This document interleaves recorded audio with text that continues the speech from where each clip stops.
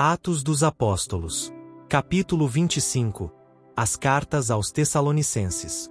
A chegada de Silas e Timóteo, vindos da Macedônia enquanto Paulo se encontrava em Corinto, alegrara muito ao apóstolo. Trouxera-lhe boas notícias, da fé e caridade, dos que haviam aceitado a verdade durante a primeira visita dos mensageiros evangélicos a Tessalônica. O coração de Paulo se comoveu com a mais terna simpatia para com esses crentes que, em meio às provações e adversidades, se haviam mantido fiéis a Deus. Desejou muito visitá-los pessoalmente, como, porém, isto fosse impossível então, escreveu-lhes. Nesta carta à igreja de Tessalônica, o apóstolo expressa sua gratidão a Deus pelas alegres novas do progresso por eles alcançado na fé. Irmãos, escreveu, ficamos consolados acerca de vós, em toda a nossa aflição e necessidade, pela vossa fé, porque agora vivemos, se estáis firmes no Senhor. Porque, que ação de graças poderemos dar a Deus por vós, por todo o gozo com que nos regozijamos por vossa causa diante do nosso Deus, orando abundantemente dia e noite, para que possamos ver o vosso rosto, e supramos o que falta à vossa fé. Sempre damos graças a Deus por vós todos, fazendo menção de vós em nossas orações, lembrando-nos sem cessar da obra da vossa fé, do trabalho da caridade, e da paciência da esperança em nosso Senhor Jesus Cristo, diante de nosso Deus e Pai. 1 Tessalonicenses 1, versos 2 e 3. Muitos dos crentes de Tessalônica haviam se convertido dos ídolos a Deus, para servir ao Deus vivo e verdadeiro. Eles haviam recebido a palavra em muita tribulação, e seu coração estava cheio do gozo do Espírito Santo. O apóstolo declarou que em sua fidelidade em seguir ao Senhor, haviam eles sido exemplo para todos os fiéis na Macedônia e Acaia. Essas palavras de louvor não eram imerecidas, porque por vós, escreveu ele, soou a palavra do Senhor, não somente na Macedônia e Acaia, mas também em todos os lugares a vossa fé para com Deus se espalhou. 1 Tessalonicenses 1, versos 6 a 8. Os crentes de Tessalônica eram verdadeiros missionários. Seu coração estava inflamado de zelo pelo seu Salvador, que os livrara do temor da ira futura. 1 Tessalonicenses 1, verso 10. Mediante a graça de Cristo, operara-se-lhes na vida uma transformação maravilhosa, e a palavra do Senhor, pregada por eles, era acompanhada de poder. Por intermédio das verdades apresentadas, corações foram ganhos e almas acrescentadas ao número dos crentes. Nesta primeira epístola Paulo se referiu à sua maneira de trabalhar entre os tessalonicenses. Declarou que não tinha procurado ganhar conversos mediante engano ou fraude. Mas, como fomos aprovados de Deus para que o Evangelho nos fosse confiado, assim falamos, não como para agradar aos homens, mas a Deus, que prova os nossos corações. Porque, como bem sabeis, nunca usamos de palavras lisonjeiras, nem houve um pretexto de avareza, Deus é testemunha, e não buscamos glória dos homens, nem de vós, nem de outros, ainda que podíamos, como apóstolos de Cristo, ser-vos pesados. Antes fomos brandos entre vós, como a ama que cria seus filhos.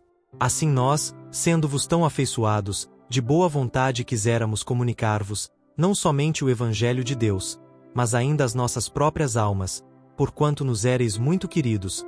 1 Tessalonicenses 2, versos 4 a 8. Vós e Deus sois testemunhas, continuou o apóstolo, de quão santa, e justa, e irrepreensivelmente nos ouvemos para convosco, os que crestes. Assim como bem sabeis de que modo vos exortávamos e consolávamos, a cada um de vós, como o Pai a seus filhos, para que vos conduzisseis dignamente para com Deus, que vos chama para o seu reino e glória. Pelo que também damos sem cessar graças a Deus, pois, havendo recebido de nós a palavra da pregação de Deus, a recebestes, não como palavra de homens, mas segundo é, na verdade, como palavra de Deus, a qual também opera em vós, os que crestes. 1 Tessalonicenses 2, verso 10. Qual é a nossa esperança, ou gozo, ou coroa de glória? Porventura não o sois vós também diante de nosso Senhor Jesus Cristo em sua vinda? Na verdade vós sois a nossa glória e gozo. 1 Tessalonicenses 2 versos 19 e 20. Em sua primeira epístola aos crentes de Tessalônica, Paulo procurou instruí-los sobre o verdadeiro estado dos mortos. Falou dos que morrem como estando dormindo, em estado de inconsciência. Não quero, porém, irmãos, que sejais ignorantes acerca dos que já dormem, para que não vos entristeçais, como os demais, que não têm esperança. Porque, se cremos que Jesus morreu e ressuscitou, assim também aos que em Jesus dormem, Deus os tornará a trazer com ele. Porque o mesmo Senhor descerá do céu com alarido, e com voz de arcanjo, e com a trombeta de Deus, e os que morreram em Cristo ressuscitarão primeiro. Depois nós, os que ficarmos vivos, seremos arrebatados juntamente com eles nas nuvens, a encontrar o Senhor nos ares, e assim estaremos sempre com o Senhor. 1 Tessalonicenses 4, verso 13 a 17. Os tessalonicenses tinham se apegado com avidez à ideia de que Cristo havia de vir para transformar os fiéis que estivessem vivos, levando-os com ele. Haviam cuidadosamente guardado a vida de seus amigos, para que não morressem e perdessem assim a bênção que eles aguardavam, do encontro com o Salvador prestes a voltar. Porém, um após outro, foram seus amados separados deles. Com angústia, os tessalonicenses tinham contemplado pela última vez o rosto de seus mortos, quase não ousando esperar encontrá-los na vida futura. Ao ser a epístola de Paulo aberta e lida, grande alegria e consolação foi levada à igreja pelas palavras que revelavam o verdadeiro estado dos mortos. Paulo mostrava que os que estivessem vivos quando Cristo voltasse não iriam ao encontro do seu Senhor precedendo aos que tinham sido morrido em Jesus. A voz do arcanjo e a trombeta de Deus alcançariam os que estivessem dormindo, e os mortos em Cristo ressuscitariam primeiro, antes que o toque de imortalidade fosse dado aos vivos.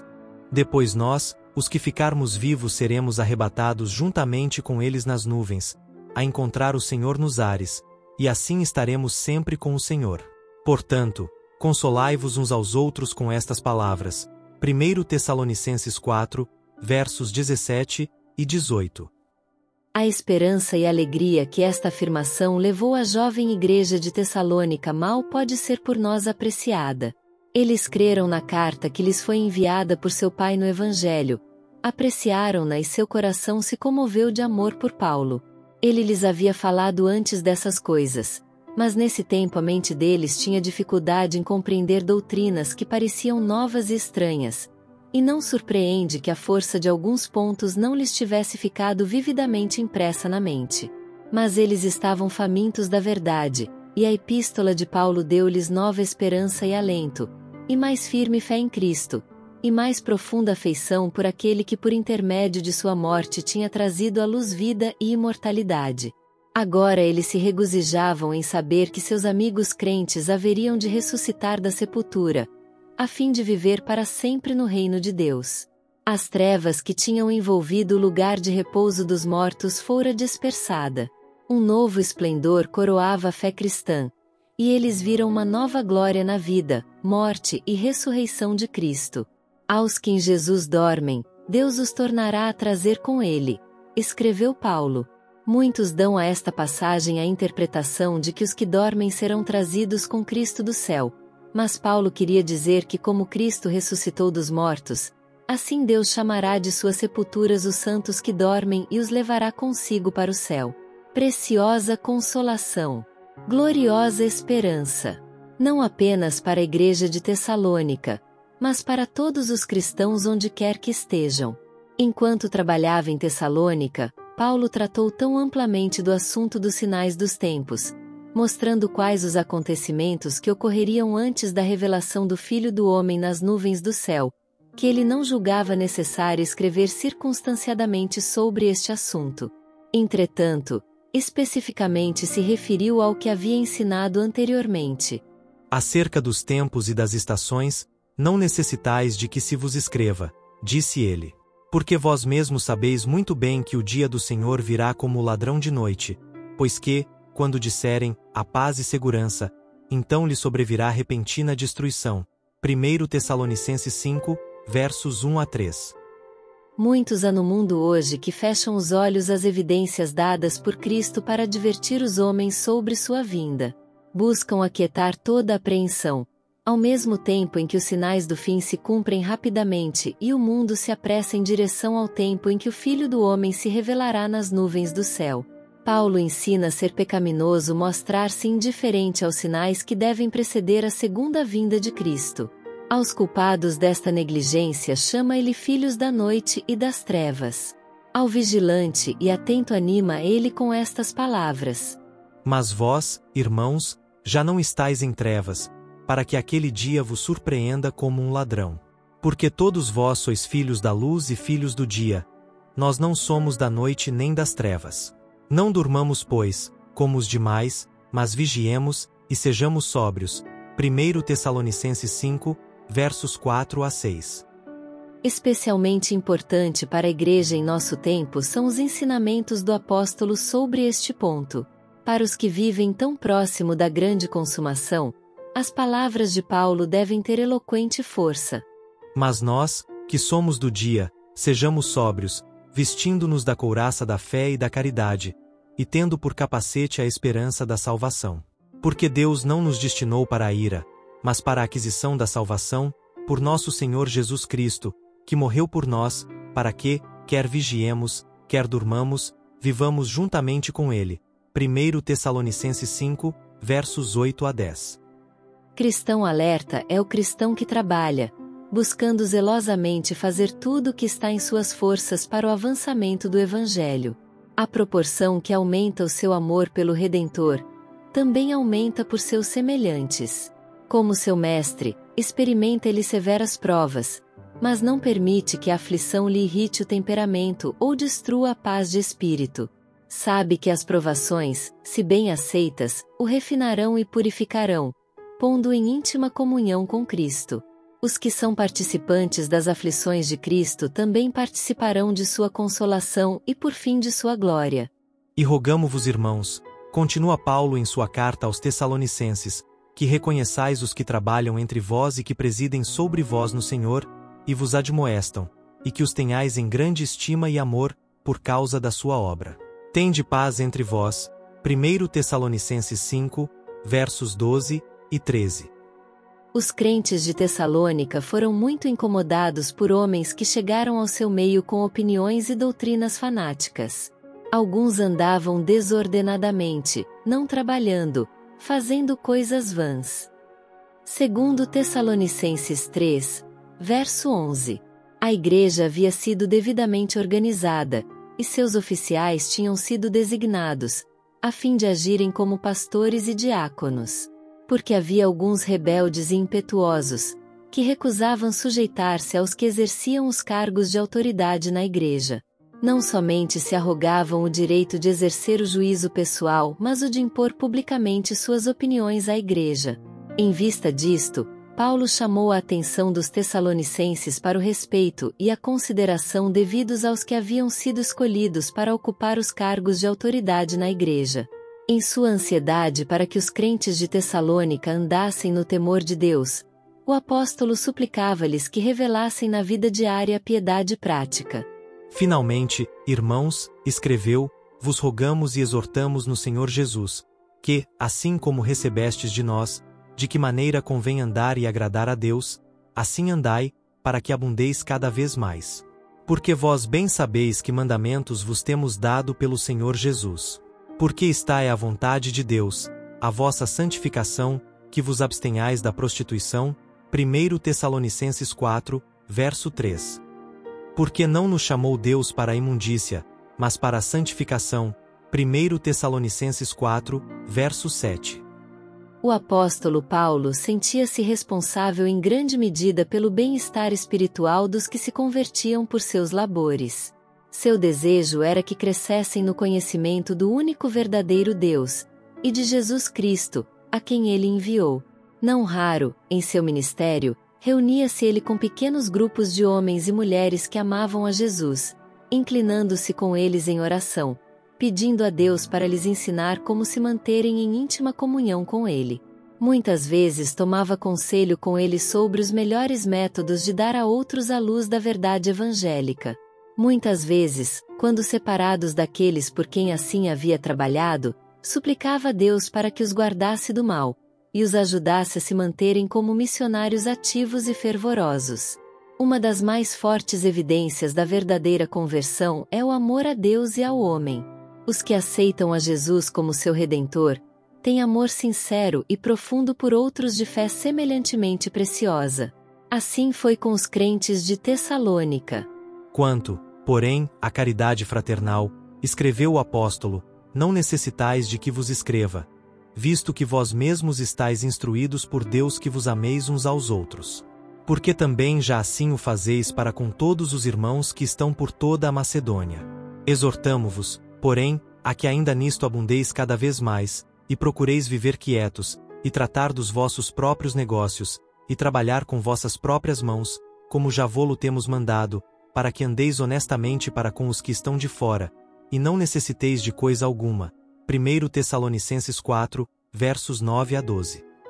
E o Senhor vos aumente e faça crescer em caridade uns para com os outros e para com todos, como também nós para convosco, para confortar o vosso coração, para que sejais irrepreensíveis em santidade de nosso Deus e Pai, na vinda de nosso Senhor Jesus Cristo, com todos os seus santos.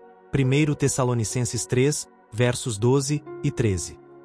Rogamo-vos também, irmãos, que admoesteis os desordeiros, consoleis os de pouco ânimo, sustenteis os fracos, e sejais pacientes para com todos.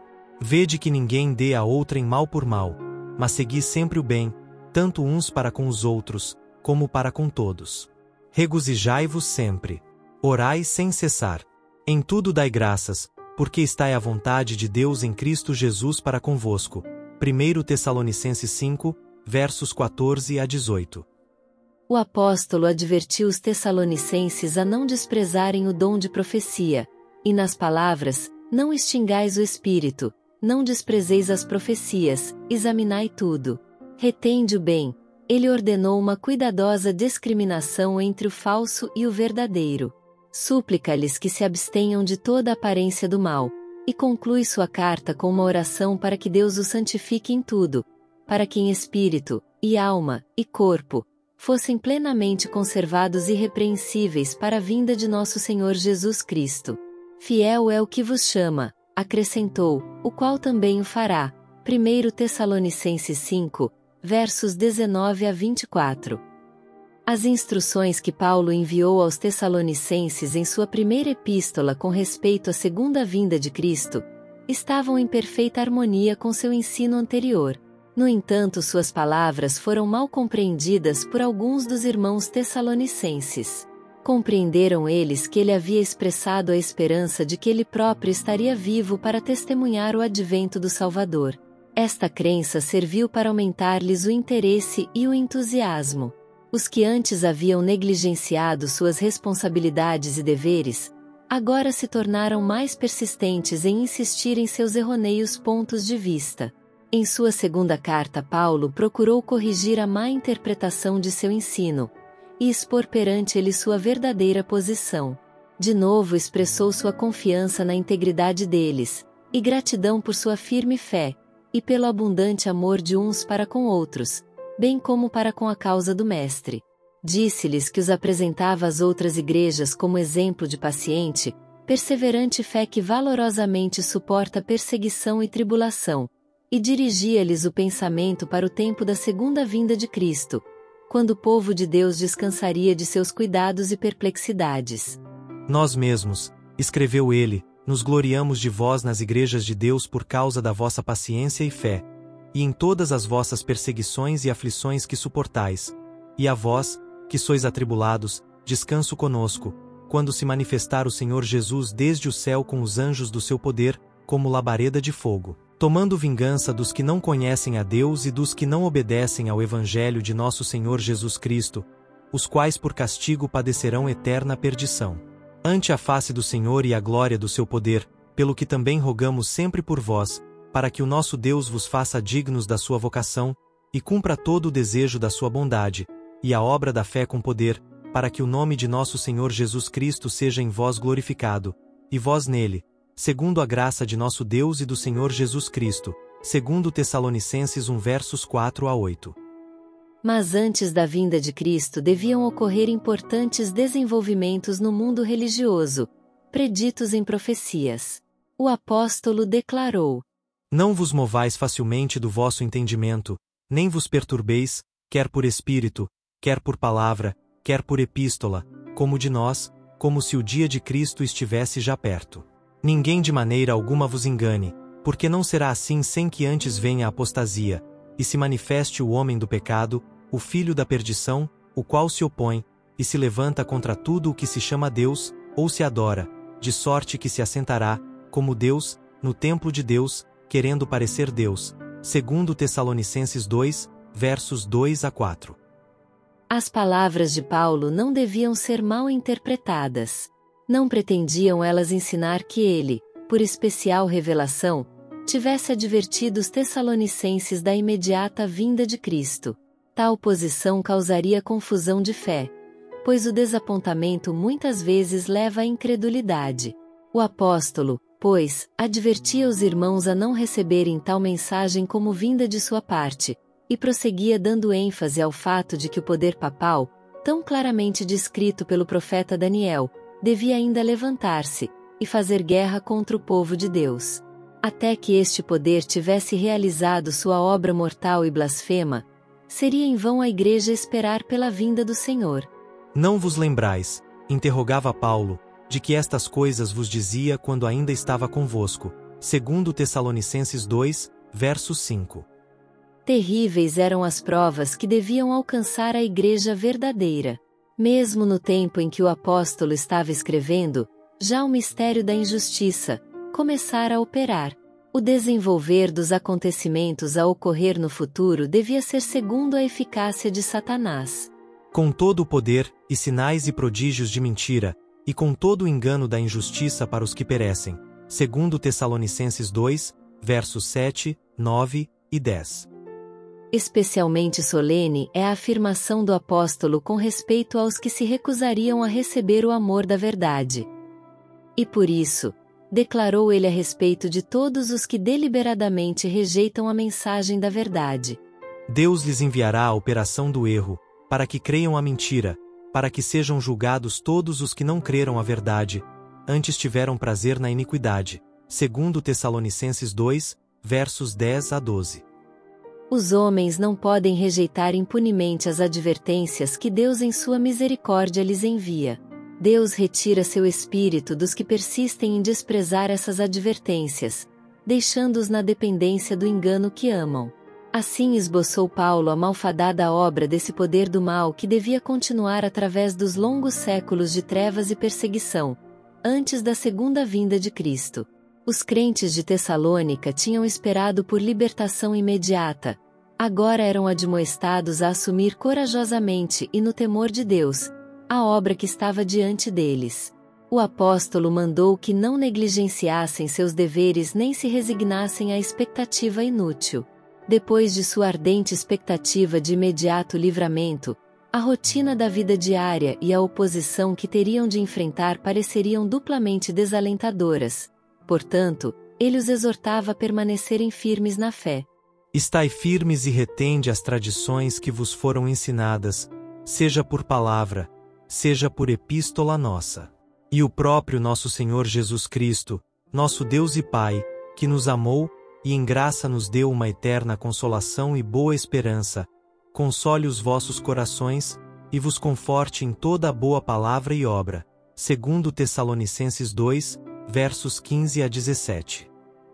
Mas fiel é o Senhor, que vos confortará, e guardará do maligno. E confiamos de vós no Senhor que não só fazeis, como fareis o que vos mandamos. Ora o Senhor encaminhe os vossos corações na caridade de Deus, e na paciência de Cristo. Segundo Tessalonicenses 3, verso 5. A obra dos crentes fora lhes dada por Deus. Por seu fiel apego à verdade deviam eles dar a outros a luz que haviam recebido. O apóstolo os encorajou a não se cansarem de fazer o bem, e apontou-lhe seu próprio exemplo de diligência em assuntos temporais mesmo enquanto trabalhava com incansável zelo na causa de Cristo.